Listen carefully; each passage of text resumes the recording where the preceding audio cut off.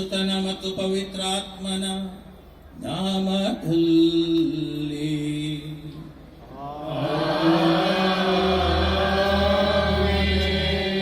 ಶಾಂತಿ ನಿಮ್ಮೊಡನೆ ಇರಲಿ.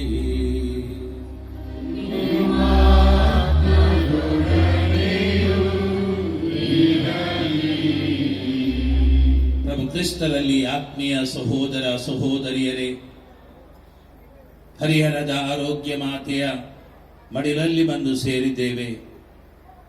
ಏನೋ ಆಸೆ ಆಕಾಂಕ್ಷೆಗಳನ್ನ ಇಟ್ಟುಕೊಂಡು ಬಂದಿದ್ದೇವೆ. ನಮ್ಮ ಬೇಡಿಕೆಗಳನ್ನ ನಮ್ಮ ಹೃದಯಗಳಲ್ಲಿ ಹೊತ್ತುಕೊಂಡು ಬಂದಿದ್ದೇವೆ.